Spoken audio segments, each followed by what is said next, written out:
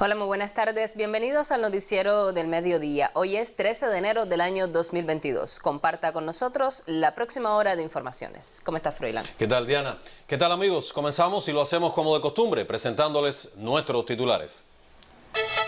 Resalta Díaz-Canel visita gubernamental a la provincia de Granma, dirigida por el primer ministro cubano. Encabeza Roberto Morales Ojeda, Asamblea Municipal de Balance del Partido Comunista de Cuba en Las Tunas. Alerta a la ONU que la población infantil en Colombia es la principal víctima del conflicto social y armado.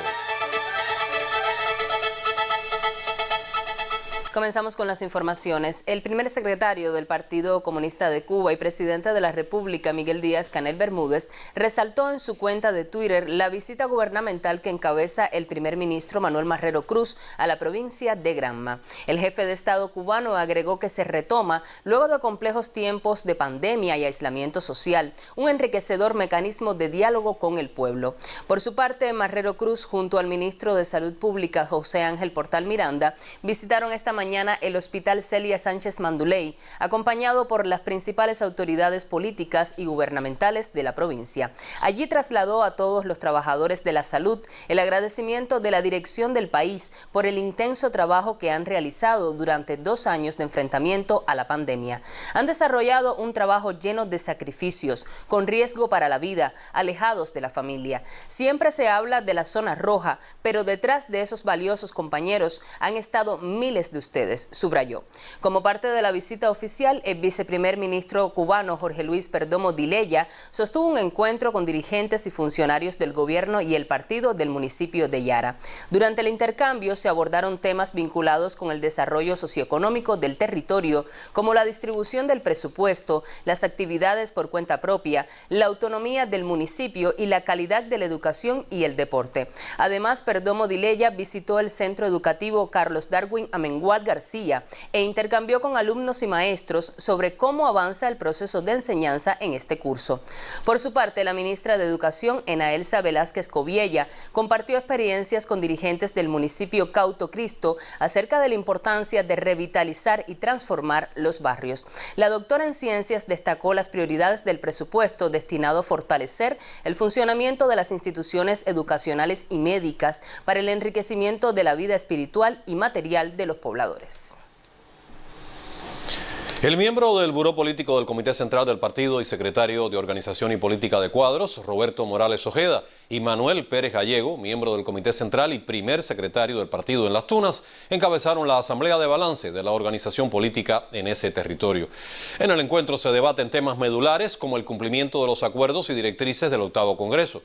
Morales Ojeda expuso que esta batalla económica y política que libra la nación debe realizarse en cada uno de los núcleos de la organización en la provincia y felicitó a los trabajadores del sector de la salud de Las Tunas por el enfrentamiento a la COVID-19.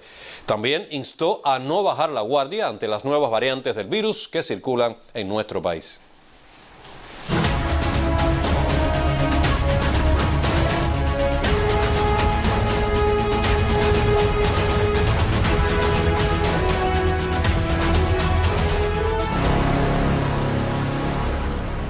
El Ministerio de Salud Pública reportó en el día de ayer 3.387 muestras positivas. Cienfuegos, Camagüey y Las Tunas son las provincias con mayor número de contagios. En el país se reportan 13.025 casos activos, de ellos más de 12.900 presentan una evolución clínica estable, mientras 39 pacientes reciben tratamiento en las terapias intensivas. Se lamenta el fallecimiento de una persona a causa de esta enfermedad. El Grupo Temporal de Trabajo para el Enfrentamiento y Control de la Pandemia en Matanzas analizó cómo se aplica en todos los municipios de la provincia el nuevo protocolo de salud para controlar la propagación del virus.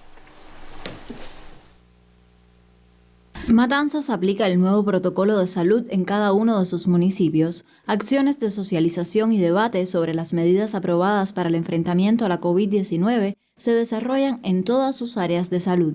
Al respecto, debatieron autoridades del territorio durante sesión del Grupo Temporal de Trabajo para el Enfrentamiento y Control de la Pandemia.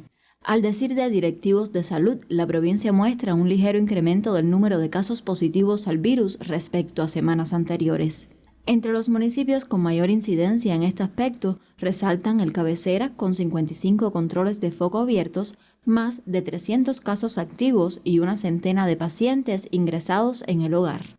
En Cárdenas, solo 9 pacientes se encuentran en centros de aislamiento. El resto cumple con el ingreso domiciliario bajo vigilancia médica. Unión de Reyes y Hawái Grande potencian el control sobre las medidas establecidas para la desinfección y señalización de las viviendas de los positivos, la atención diferenciada a los hogares maternos y de ancianos, así como la pesquisa en los centros de trabajo e instituciones educacionales. Durante la reunión, autoridades del partido y el gobierno llamaron a todos los representantes de los municipios a velar por el cumplimiento de dichas directrices para evitar picos epidemiológicos.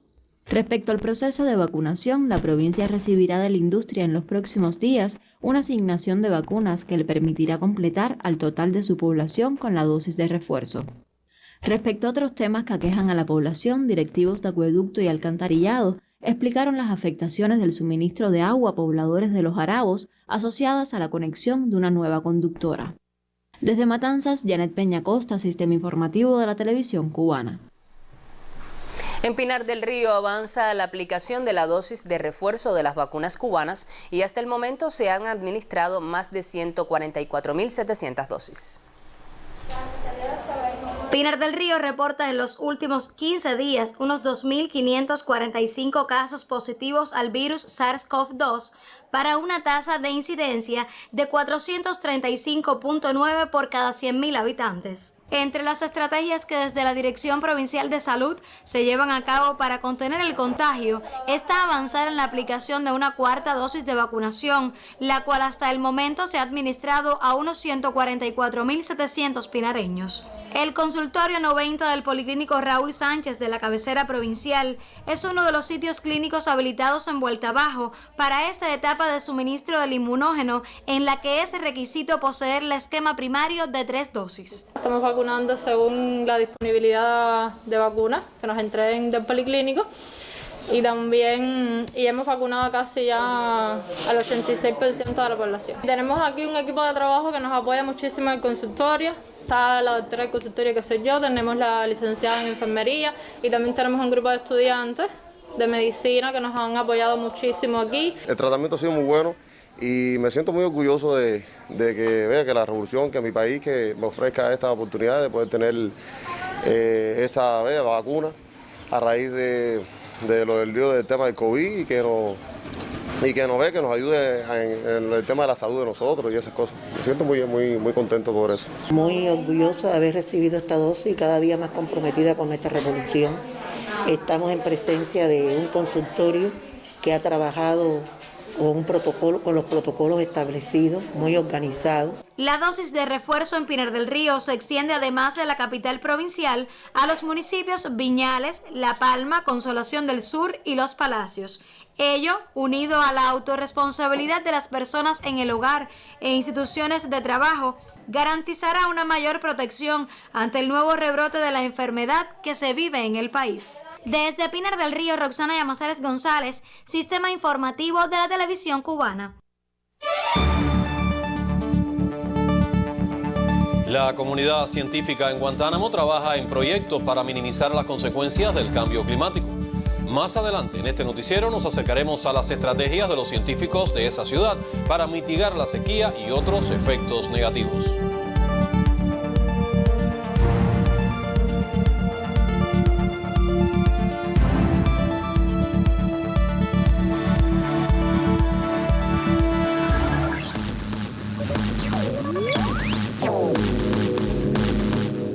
Buenas tardes, revisemos las principales informaciones que acontecen en el panorama mundial hasta este momento. Comenzamos en América Latina, pues en Bolivia un tribunal prevé ordenar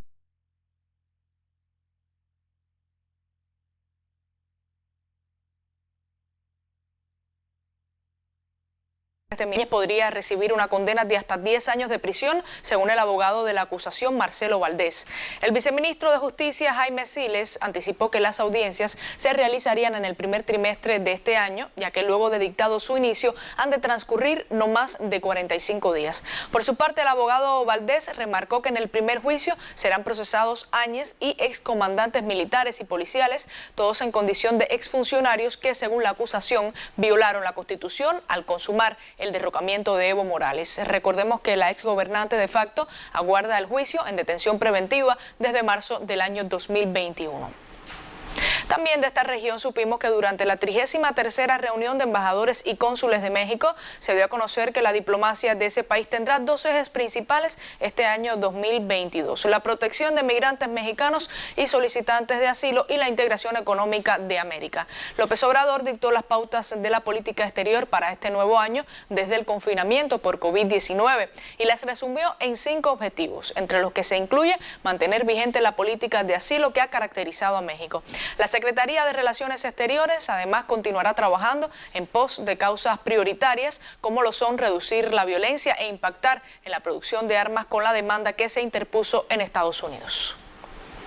En otros temas, el Consejo de Seguridad de la ONU realizará hoy una sesión informativa y luego consultas a puertas cerradas sobre la situación en Yemen en medio de una escalada del conflicto en este país. Recientes reportes divulgados en el organismo multilateral advierten que el aumento de los enfrentamientos registrados desde diciembre socava las perspectivas de alcanzar un arreglo político sostenible encaminado a poner fin a la guerra. De acuerdo con la Oficina del Alto Comisionado de las Naciones Unidas para los Refugiados, unas 20 millones de personas dependen de la asistencia humanitaria y el 80% vive por debajo del umbral de la pobreza. En tanto, el Programa de las Naciones Unidas para el Desarrollo alertó que Yemen atraviesa la peor y más grande catástrofe humanitaria del mundo y en ese sentido proyectó que para finales del 2022 la guerra habrá matado a 337.000 personas de forma directa o indirecta. De Europa trasciende que el primer ministro británico Boris Johnson compareció hoy ante el Parlamento en medio de crecientes presiones para que presente su dimisión por violar las reglas de la cuarentena por la COVID-19. El premier ofreció disculpas tras el nuevo escándalo que destapó la televisora ITV al mostrar un correo electrónico en el que uno de los principales asesores de Johnson invitaba a un centenar de miembros del personal de Downing Street a participar en una fiesta en la residencia oficial de los gobernantes del Reino Unido. La celebración tuvo lugar el 20 de mayo del 2020, cuando el país estaba bajo una cuarentena estricta por la pandemia de COVID-19 que prohibía las reuniones incluso en espacios abiertos y, según los reportes, contó con la asistencia del primer ministro y de su esposa Kerry. En el contexto de la expansión de la Organización del Tratado del Atlántico Norte OTAN hacia el este y la militarización de Ucrania, comenzó hoy en la capital de Bélgica, Bruselas, el Consejo entre Rusia y los países integrantes de esa alianza militar para analizar las preocupaciones mutuas sobre la seguridad en Europa. De acuerdo con medios de prensa, la delegación de Moscú está encabezada por el viceministro de Asuntos Exteriores, Alexander Grushko, y el viceministro de Defensa, Alexander Fomin. Por la parte de la OTAN asisten al encuentro su secretario general Jens Stoltenberg, la subsecretaria de Estado de Estados Unidos Wendy Sherman y representantes permanentes y militares de los 30 países integrantes. Puntos claves en la agenda de Rusia son las garantías mutuas de seguridad en Europa y la no expansión de la OTAN hacia el este, que Moscú recogió en 2 borradores de acuerdos presentados el pasado 17 de diciembre. En ellos se insiste en obtener garantías legales de que la alianza no se expandirá. Rusia reiteró que en el pasado la OTAN formuló compromisos al respecto que luego no cumplió. Y con esta información me despido. Continúe con nuestra emisión.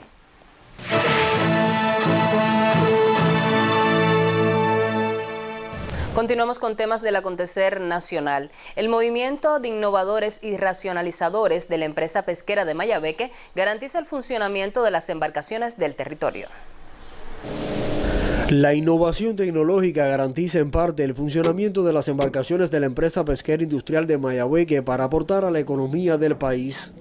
El maquinista es como si fuera un mecánico, por lo menos que yo tengo, se preocupa bastante por el lío de motor y todo eso, y siempre, hasta ahora siempre lo tenemos aquí. Nosotros estamos tratando la manera de siempre sacar las embarcaciones que más problemas tengan para poder sacar el desarrollo de la pesca con la producción Es verdad que tenemos pocos recursos, pero hay que salir afuera porque la empresa lo necesita. La empresa radicada en el puerto de Surgidero de Batabanó dispone de más de 60 embarcaciones para laborar en la plataforma marina del sur del occidente de Cuba. Nosotros contamos con una flota de 31 barcos de langosta, 14 barcos de escama que se dedican a la pesca de lo que es pescado, 7 barcos de esponja, 2 barcos de cangrejo, 5 enviadas que son las que trasladan la langosta de zona de pesca hacia la industria y un barco taller. El déficit de piezas de repuesto pondera la sapiencia de los innovadores. Y en estos momentos nos encontramos montando alrededor de 6 barcos, 6 motores nuevos a embarcaciones de nuestra flota, con la que se garantiza un mayor número de producción y una mayor estabilidad de las embarcaciones en zona de pesca. La puesta en marcha de cada embarcación reconoce a la inventiva como otra forma de contribuir con la economía del país. Desde Mayabeque, Elvis Gil, Sistema Informativo de la Televisión Cubana.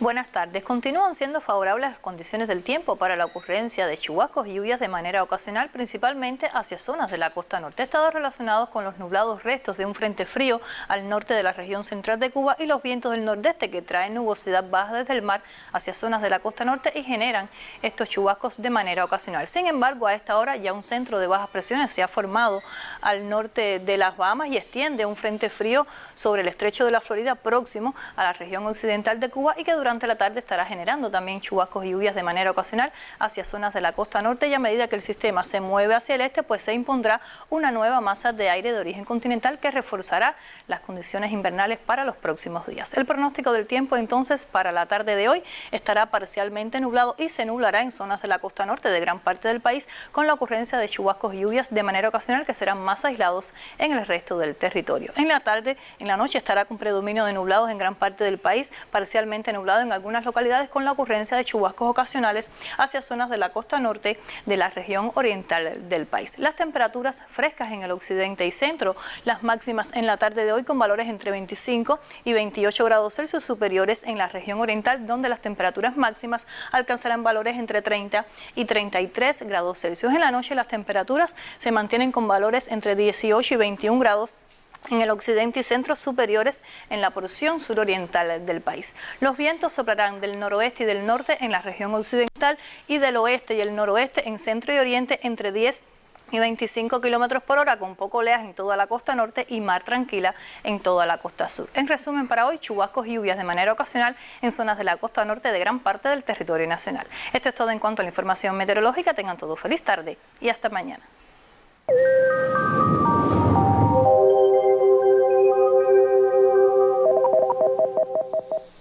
Y como les adelantábamos, la comunidad científica en Guantánamo trabaja en varios proyectos para minimizar las consecuencias del cambio climático, como los periodos de sequía que afectan la disponibilidad de agua potable. La sequía afecta a los embalses de la provincia más oriental. El ejemplo más ilustrativo está en la presa Faustino Pérez, principal fuente de abasto a la ciudad de Guantánamo. La falta de precipitaciones en el periodo húmedo es la causa de esa crítica situación. Los cambios del clima afectan cada año las diversas regiones del planeta. La comunidad científica en Guantánamo no se cruza de brazos ante el actual panorama. Se trabaja el proyecto concluido de clima de montaña, que es definitorio para ver los cambios climáticos y sobre todo trabajar con las variables climáticas en condiciones de montaña donde nacen nuestros ríos y donde concretamente se tributa todo el agua que tiene que ver a la ciudad. Guantánamo tiene un paralelismo, que llueve mucho para el norte y verdaderamente tenemos una zona sur donde tenemos infraestructuras hidráulicas donde verdaderamente no hay niveles de precipitaciones permisibles. Esto conjuntamente con el cambio climático se trabaja desde todas las perspectivas para ver la sequía antes de la sequía, el uso racional del agua, ver las correntías y ver, por supuesto, todos los elementos que tienen que ver con el manejo del agua y con el manejo de la utilización del clima de manera perenne, tanto en la agricultura como en otros sistemas. En 2021, un incendio forestal de grandes proporciones afectó áreas del Parque Nacional Alejandro de Humboldt, zona de gran endemismo y riqueza natural. La recuperación marcha bien. Incluso los planes que nosotros hemos trazado para la recuperación del parque hoy están por encima de la etapa que teníamos. Nos ha ayudado el nivel de precipitaciones, pero sobre todo el trabajo mancomunado en el ordenamiento, en la parte forestal, en la recuperación de los ecosistemas y por supuesto en la generación espontánea que han tenido, y verdaderamente las perspectivas que hemos tenido han sido alentadoras en el sentido por encima de los planes que teníamos para la etapa. Utilizar los avances de la ciencia y la técnica para minimizar las consecuencias del cambio climático constituye prioridad para la comunidad científica de Cuba y de Guantánamo, que este 15 de enero celebran su día. Orestes Ríos, Sistema Informativo de la Televisión Cubana. La campaña tabacalera avanza en el municipio de San Luis, en Pinar del Río, gracias al esfuerzo y entrega de los vegueros que desde el amanecer hacen de las tierras su hogar. Más adelante conoceremos las historias de estos hombres y mujeres.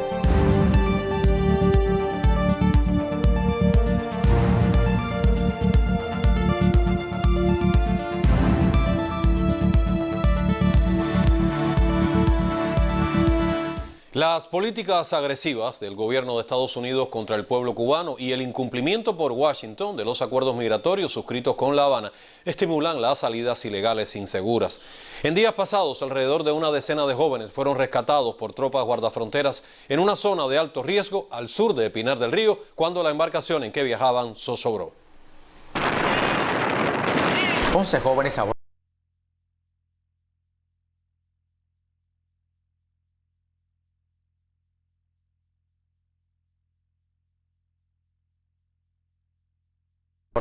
pero no pudieron porque la corriente está fuerte, que no nos dejaba, y pesaba mucho, la embarcación pesaba mucho y ando todo el día, nosotros sin comer nada. Al sur de la provincia de Pinar del Río, la embarcación se hunde lentamente y son arrastrados por las corrientes marinas, alejándolos de la orilla. Y hasta que decidimos tirarnos porque la corriente nos estaba dando hacia el Golfo. Después, cuando le quitamos el techo al barco,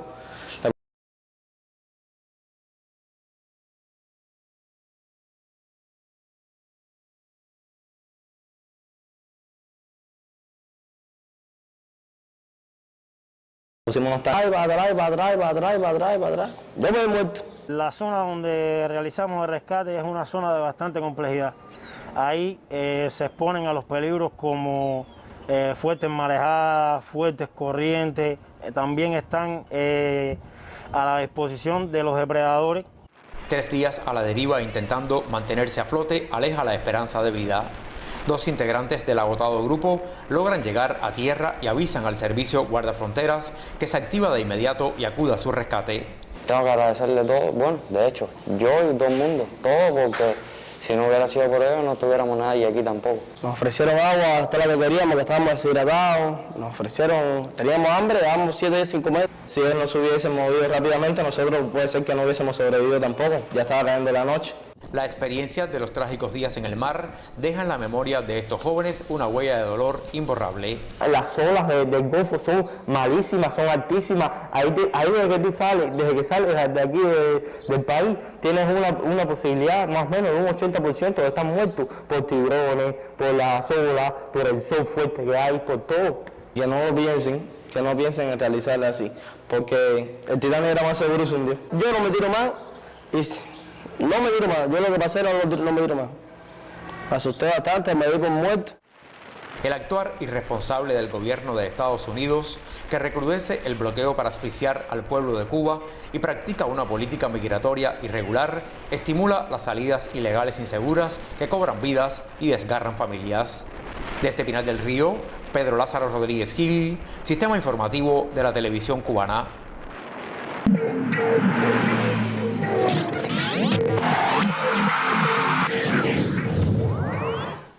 Buenas tardes. El congresillo técnico para la 61 Serie Nacional de Béisbol, con cada uno de los directores de los 16 equipos, se celebra hoy en el Parque Latinoamericano. Desde el Coloso del Cerro recibimos la información al momento con el colega Guillermo Rodríguez. Saludos. Gracias, Dulier. Buenas tardes para ti. Saludo a todos los que están con el noticiero de Al Mediodía. Bueno, acaba de concluir hace unos minutos el congresillo técnico de la temporada 61 del béisbol cubano.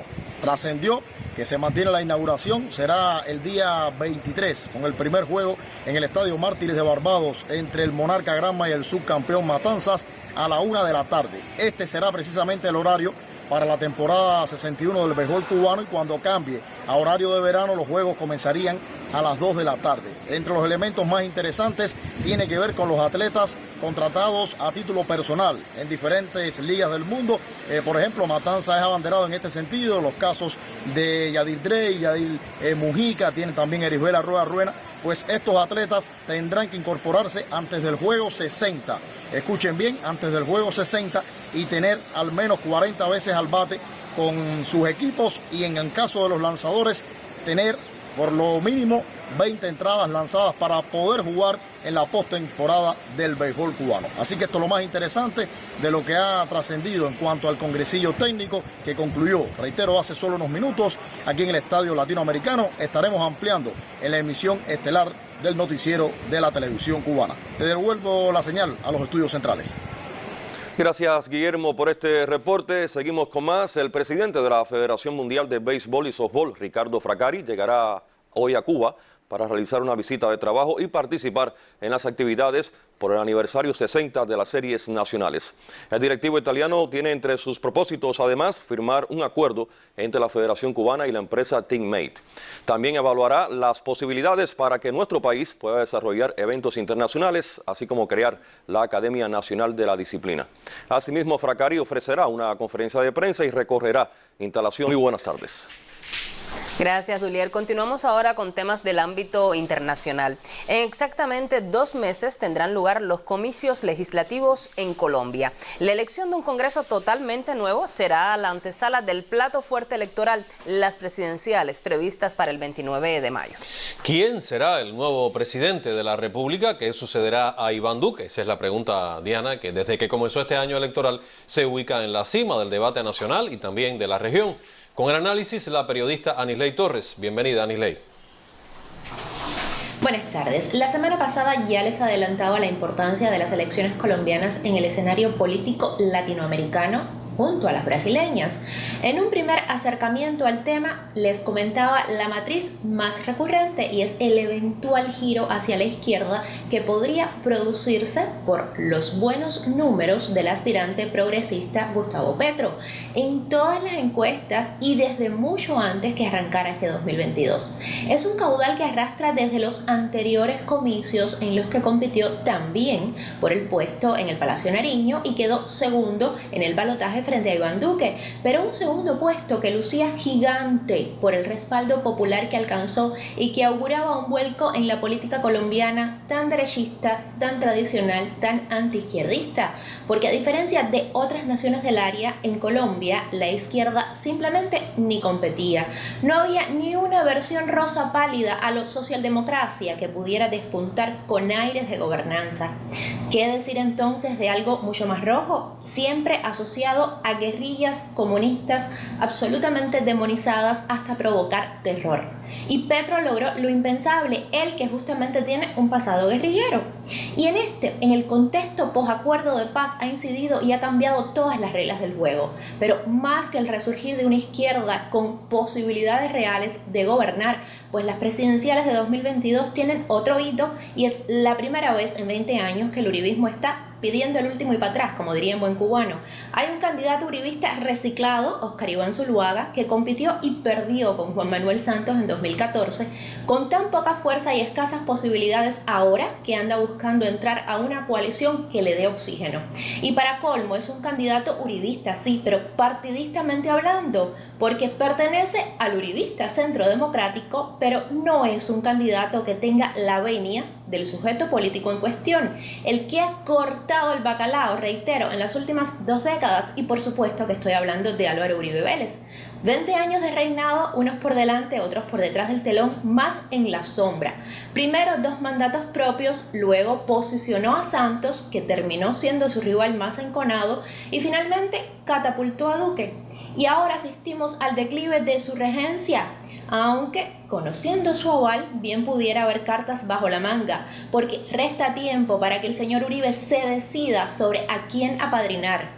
Lo otro es ver quién quiere su palmadita por lo mal parado que su pupilo Duque ha salido, más sus propios escándalos judiciales.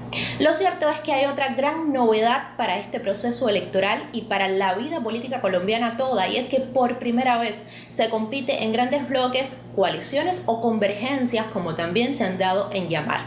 Y lo tradicional era ir en partidos bien conocidos, cuando más se hacían alianzas de último minuto o postelectorales.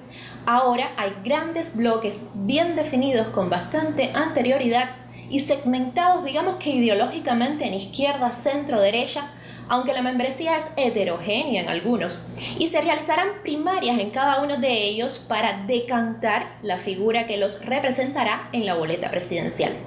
Hay quienes aspiran a ir por su cuenta, de manera independiente, como se dice, pero las posibilidades aquí son escasas, salvo un personaje como Rodolfo Hernández, que puede y de hecho ya está sorprendiendo en los sondeos. ¿Y por qué les digo esto? Pues simple, se define candidato anticorrupción, niega los partidos y los colores políticos, dice que ni de izquierdas ni de derechas. Hace campaña en TikTok y demás redes sociales, él que tiene 76 años y no es muy millennial, pero lo hacen ser. ¿Y les suena a ustedes esta fórmula? Sí, esa misma receta de outsider que ha venido funcionando en otros lares y que cada día es más evidente que es una receta trampa, porque esos supuestos antisistemas son más de lo mismo. En fin, que este dominó recién ha comenzado a sacar sus primeras fichas y el juego se aclara, por supuesto, más adelante, pero de que Colombia es otra tras su sacudión popular, eso ya se respira en las nuevas fórmulas de barajar la política y sus cartas electorales. Así como le cuento, buenas tardes.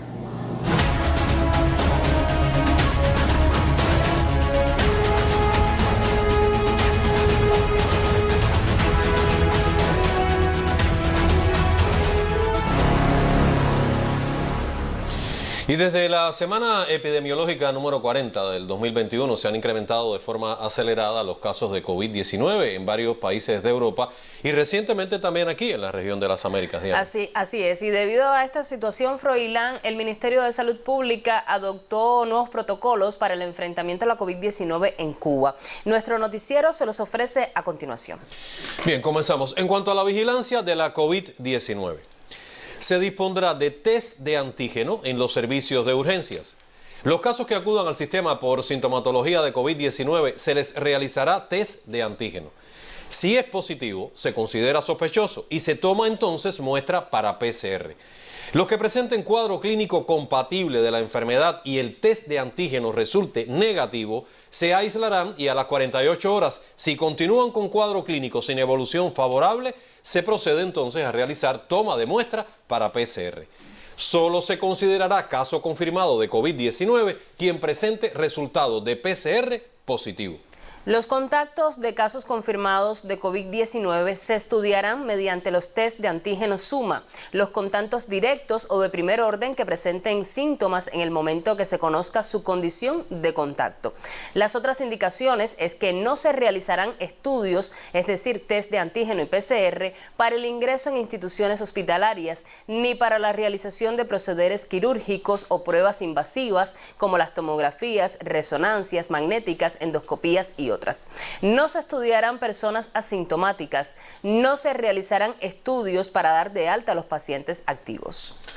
Se implementarán además medidas farmacológicas preventivas para la actual etapa. Por ejemplo, el uso de nasalferón preventivo en los siguientes grupos de riesgos. Embarazadas ingresadas en los hospitales maternos, embarazadas contactos de casos positivos, adultos mayores internos en hogares de ancianos, pacientes mayores de 60 años internos en centros médicos psicopedagógicos. También para personas mayores de 50 años en centros de protección social. Los pacientes que cumplan los siguientes criterios serán ingresados en la red asistencial de salud. Todos los niños menores de 2 años, niños con esquema de vacunación incompleto o no vacunado, independientemente de su edad o cuadro clínico. Pacientes en edades pediátricas con factores de riesgo que según la evaluación clínica sea tributario de ingreso. Todas las embarazadas y puérperas, personas no vacunadas por cualquier razón, pacientes independientemente de la edad y estado de vacunación que por su cuadro clínico y comorbilidades sean tributarios de ingreso previo evaluación en la unidad asistencial correspondiente. Damos a conocer igualmente los protocolos para los pacientes asintomáticos o con síntomas leves y esquema de vacunación completo.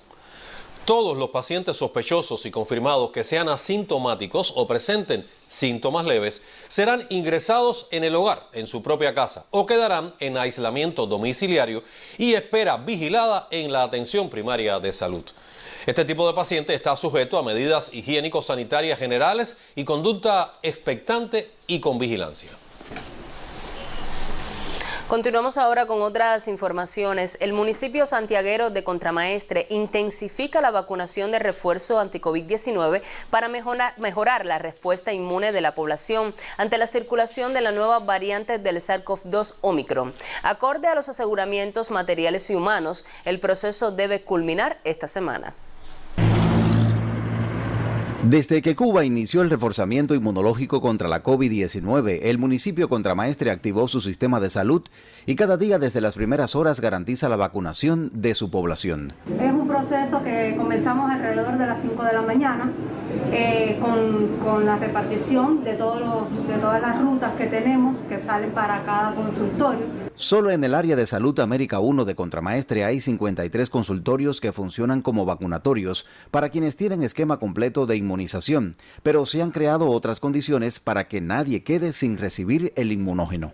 Tenemos un vacunatorio que funciona, que es un banco móvil que funciona aquí en el Policlínico para pacientes que sean convalecientes a COVID y que tengan esquema incompleto de Altala, o sea que se hayan puesto una primera o una segunda dosis y que por supuesto tengan más de 3 meses de convalecencia de la enfermedad.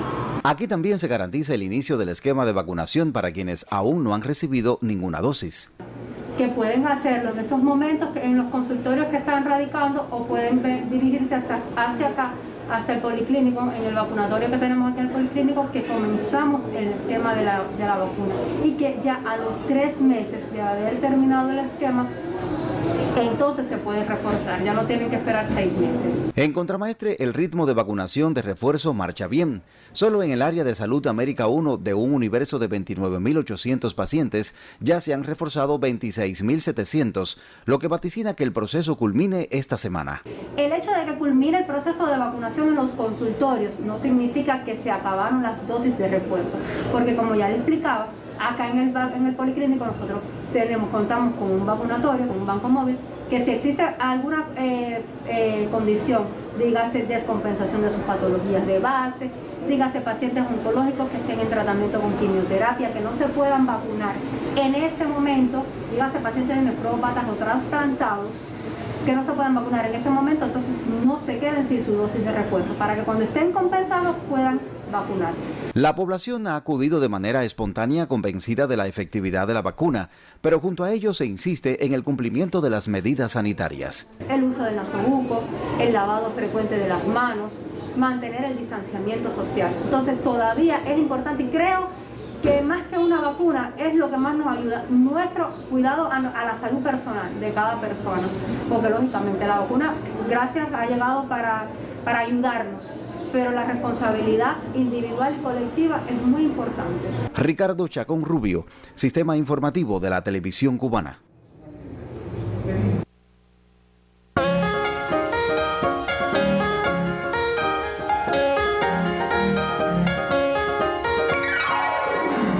Buenas tardes. Como parte de las actividades conjuntas de la Unión de Historiadores y la Dirección de Cultura en Ciego de Ávila, se socializó en el territorio el ejemplar literario El pensamiento estratégico de Fidel Castro Ruz, Valor y Vigencia, una compilación de publicaciones referentes al impacto del pensamiento y accionar del líder de la Revolución Cubana. El colega Henry Godínez nos ofrece los detalles.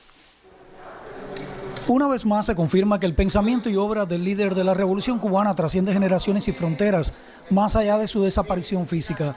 El máster en Ciencias e historiador de Ciego de Ávila, Ángel Cabrera Sánchez, se encargó de socializar entre la juventud avileña el libro El pensamiento estratégico de Fidel Castro Ruz, Valor y Vigencia, como parte de la estrategia que se gesta desde la Unión de Historiadores para socializarlo en diferentes instituciones y segmentos sociales del territorio. La influencia de Martí en Fidel, el pensamiento fidelista sobre las relaciones económicas internacionales, la visión de Fidel sobre la energía y el medio ambiente, así como sus aportes a las luchas de nuestra América, son temas que incluye la publicación literaria, compilación hecha por Rafael Hidalgo Hernández con el aporte de 14 artículos de 17 autores. Al diseminar el conocimiento del contenido del libro en Ciego de Ávila, se colabora con los propósitos de la editorial Historia del Instituto de Historia de Cuba, quien asumió la edición del ejemplar para que viera la luz el pasado año 2021, a propósito de la celebración del 5º aniversario de la desaparición física del comandante Eterno. Intercambios como este se desarrollarán en la provincia en los 10 municipios con el movimiento juvenil martiano y en las universidades Máximo Gómez Báez y de la de Ciencias Médicas. Desde Ciego de Ávila, Henry Godínez, Sistema Informativo de la Televisión Cubana. Y la filial camagüeyana de la Sociedad Cultural José Martí entregó el reconocimiento Diamante con Alma de Beso a los investigadores Adis Cupul y Froilán González por su destacada labor en defensa de los valores históricos. Unidos por el amor y la investigación, Adis Cupul y Froilán González es una pareja que trabaja a favor del arte de las letras. El matrimonio realizó una visita a Camagüey que incluyó presentaciones de libros, intercambio con estudiantes de la Escuela Pedagógica Nicolás Guillén, un conversatorio con el título Necesidad de la búsqueda de la verdad histórica y la donación de ejemplares a la Universidad Ignacio Aramonte. En el Café Literario La Comarca, los incesantes creadores merecieron el reconocimiento Diamante con Alma de Beso, máximo galardón que otorga la filial camagüeyana de la Sociedad Cultural José Martí, junto a otros estímulos. Escritores valiosos compartieron ese amor por la historia con varias generaciones. Ofrecieron vivencias desde sus conocimientos con ese espíritu de indagar, conocer y transmitir. En Camagüey, Aime Amargós, Sistema Informativo de la Televisión Cubana.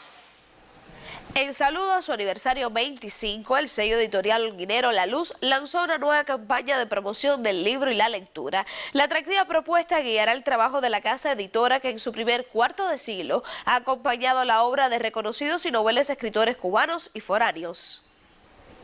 Buscando el libro justo es el nombre que da título a la nueva campaña de promoción de la lectura lanzada por Ediciones La Luz como parte de las celebraciones por su primer cuarto de siglo. La propuesta del sello holguinero perteneciente a la Asociación Hermanos Saiz posee una visualidad diferente e ingeniosa que guiará el trabajo de la casa editora durante el año 2022 en soportes impresos, redes sociales y medios de comunicación. De la idea de Diógenes buscando al hombre justo llega a esta campaña en la que a partir de la mensura, de la medición del ideal del libro, tomando como referente o como concepto para expresar esta idea, el pie de rey, se articulan una serie de productos y aplicaciones que desde el diseño Robert Raes logra componer empleando algunos colores que ya son habituales en su trabajo, que hemos visto en carteles y postales de la editorial. Almanaques, pegatinas, fondos de pantalla, postales y spots para radio y televisión circulan ya en soporte físico y en las plataformas digitales como recordatorio de estos 25 años en los que Ediciones La Luz ha acompañado la obra de reconocidos y noveles escritores cubanos y foráneos como Delfín Prats, Eduardo Galeano, Virgilio López Lemus, Alice Walker, Allen Ginsberg y Emily Dickinson. Desde Holguín, Gerardo Perdomo y Bernardo Cabrera para el Sistema Informativo. Entre los miembros más destacados de la Asociación Hermanos Saiz de Villa Clara se encuentra Leonardo Montiel, instructor de arte y a la vez artista de la plástica, que apuesta por hacer una obra individual socializada, insertada en su comunidad y quien manifiesta tener una deuda con José Martí. Leonardo Montiel es un joven miembro de la Asociación Hermanos Saiz Villaclareña, aún con muchos sueños por cumplir. Su espacio Casa Taller, ubicado en las afueras de la ciudad, lo ha nombrado La Tarequera. Es un asentamiento comunitario donde crea desde diversas aristas de la plástica, tiene sus talleres, practica el magisterio en el barrio y expresa su admiración por Chávez, por Fidel Castro y nos cuenta de su deuda con José Martí. Deudas con Martí porque tuve profesores martianos y ellos dentro de su obra trabajaban mucho la imagen de Martí porque Martí en cuestiones, con el artista visual se lo imagina en cuestiones de forma, todo lo que le rodea.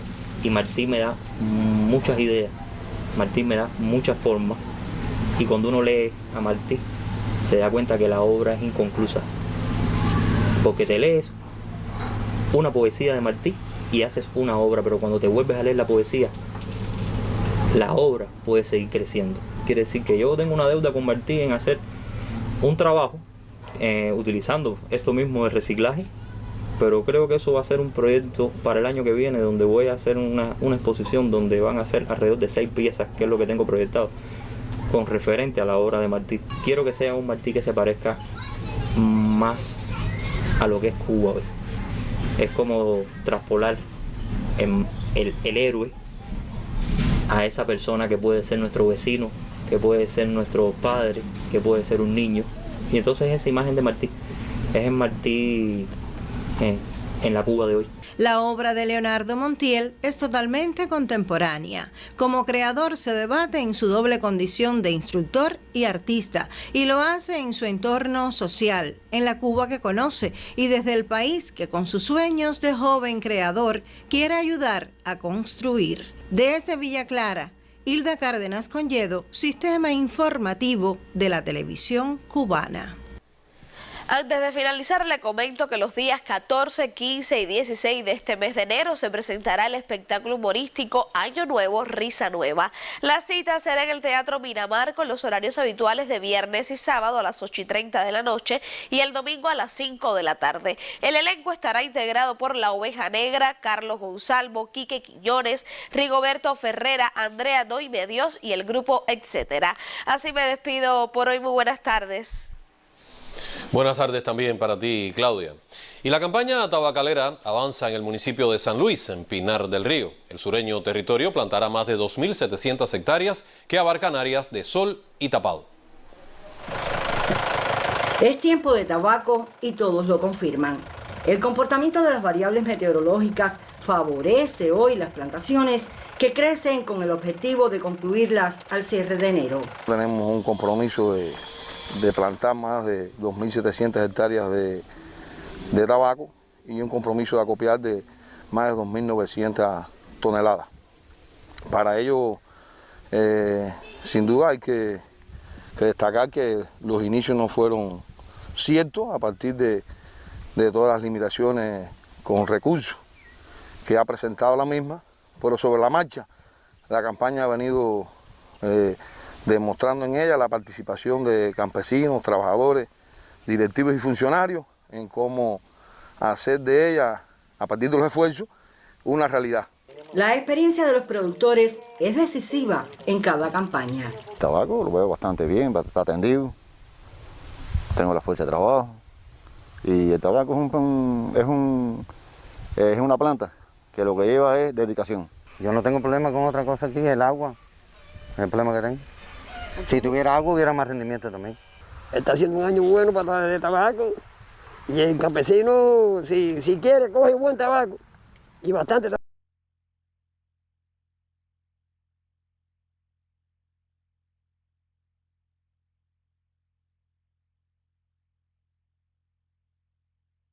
Yo he hecho aquí y que se ha hecho, como todos los campesinos de esta zona, yo pienso que el rendimiento sea bastante productivo, vamos a decir.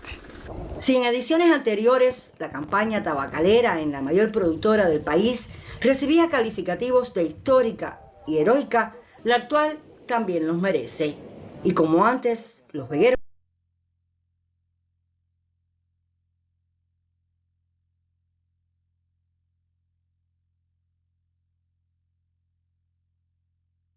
Hacemos contacto vía telefónica con el periodista Héctor Martínez para conocer los detalles sobre la visita gubernamental que se realiza a la provincia de Granma, encabezada por el primer ministro cubano Manuel Marrero Cruz.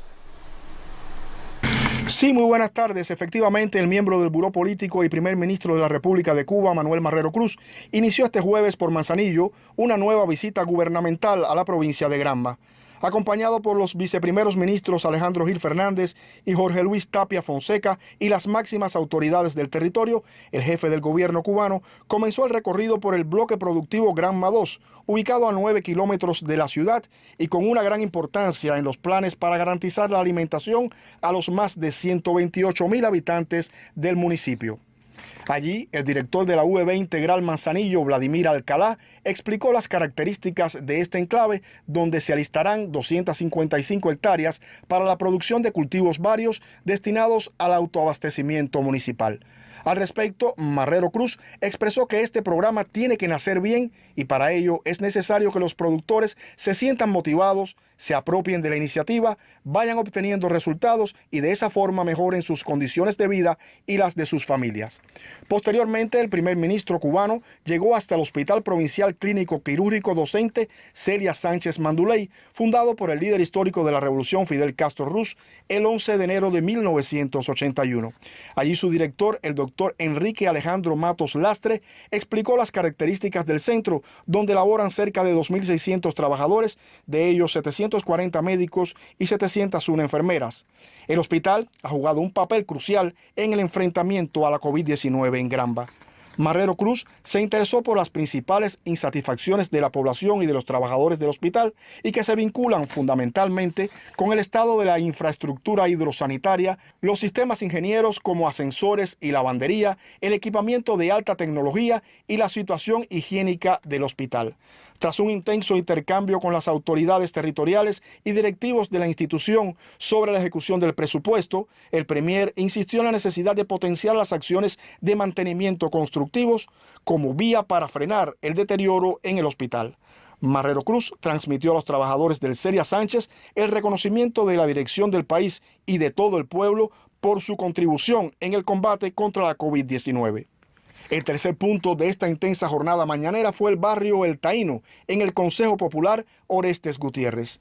El primer ministro, acompañado por la titular de Trabajo y Seguridad Social Martelena Feitó y las máximas autoridades de la provincia, dialogó con el delegado de la circunscripción 16, Junior Heredia Tamayo, sobre los principales problemas que se concentran en la vivienda, los viales y el abasto de agua y la marcha de la reanimación en esta comunidad. Marrero Cruz llamó a todos los factores del barrio a comprometerse cada vez más en la búsqueda de soluciones a los problemas. Al conversar con las poblaciones del Taíno, les llamó a sumarse a este proceso transformador. La siguiente parada tuvo lugar en la empresa pesquera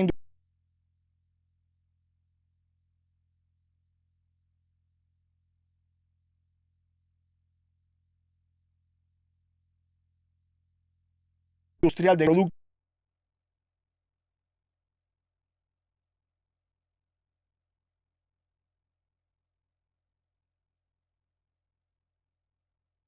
Al cierre de esta información, el jefe de gobierno intercambia con el Consejo de la Administración Municipal sobre la estrategia de desarrollo local y la elaboración del presupuesto territorial para 2022, entre otros temas. Directamente desde Manzanillo ha sido un reporte de Héctor Martínez para el Sistema Informativo de la Televisión Cubana. Gracias, Héctor, por este contacto informativo. Y de esta forma concluye el noticiero del mediodía. Espere más informaciones en la emisión de la tarde de Canal Caribe y el noticiero estelar de las 8 de la noche. En cuanto a nosotros, regresamos mañana, claro está, a la 1 en punto. Buenas tardes.